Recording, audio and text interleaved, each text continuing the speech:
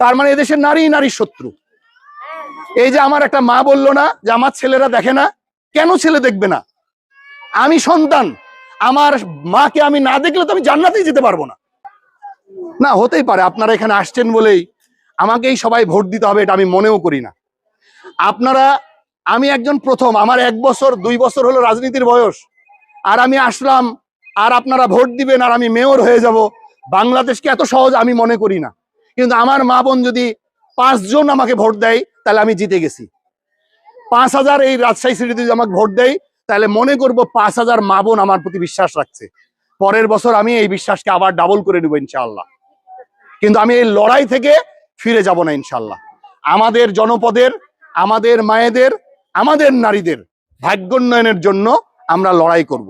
আমরা কি করতে পারি আপনাদের জন্য? এখন আমাদের এখানে দু একজন যাই বলেছে চিকিৎসা কেন্দ্রিক বলছে, অসুবিধার কেন্দ্রিক বলছে, বাড়ি ঘর নাই বলছে। আমরা কি করতে পারি? আমরা প্রত্যেকটা জায়গায় যাচ্ছি, মা বোনদের সাথে কথা বলছি, যারা অসুবিধার মধ্যে আছে তাদের সাথে একটু যোগাযোগ করব। আমি একদম কথা দিয়ে গেলাম, আজকের পর থেকে এই এলাকার মানুষের সাথে আমাদের সামর্থ্য অনুযায়ী একজন হলেও তার সাথে আমরা যোগাযোগ স্থাপন করব ইনশাআল্লাহ।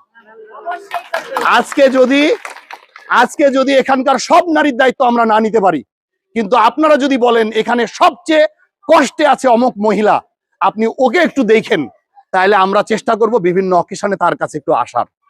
আমরা সব ঘরে চাল তুলতে পারবো না, কিন্তু একটা ঘরের চাল তো আমরা সবাই মিলে তুলে দিতে পারবো ইনশাআল্লাহ। আমি যদি বলি যে এখানে একজন মানুষের মাথায় ছাদ নাই, বৃষ্টিতে পানি পড়বে, তাহলে আপনারা আমাদের সাথে একসাথে যদি কাঁধে কাঁধ মিলে ওই একটা জায়গায় চাল তুলতে চাই, তাহলে আমরা পারবো না ইনশাআল্লাহ। কিন্তু আমাদের সংকট কি আছে জানেন? আমাদের সংকট হচ্ছে যে আমরা যখন চাই তখন আমাদের মধ্যে অন্যায় মানসিকতা তৈরি হয়। কি তৈরি হয়? আমি যেন পাই। কথা বোঝেন? আমার যদি লয়ালিটি থাকে, আমি যদি ন্যায়সঙ্গত হই, তাহলে আমার চেয়ে অন্যের কথাই চিন্তা করার তো বেশি কথা। কিন্তু আমরা তা করি না। আমার কাছে কিছু আসলে আমাকে দেন তাই বলি, এরপরে বলি কি জানেন, আমার মায়ের অবস্থাও খারাপ, আমার মাকে দেন।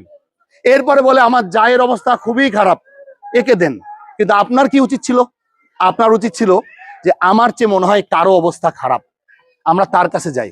আসলে কি জানেন, আমরা জেনেটিক্যালি এই বাংলাদেশের মানুষরা কেমন যেন অন্যায় প্রবণ হয়ে পড়েছি। রাজনীতিবিদরা অন্যায় করে, বাড়িতে অন্যায় হয়, আমার আপন ভাই আমাকে সম্পদ থেকে বঞ্চিত করে। আপনি প্রতিবেশীর কথা কি বলবেন?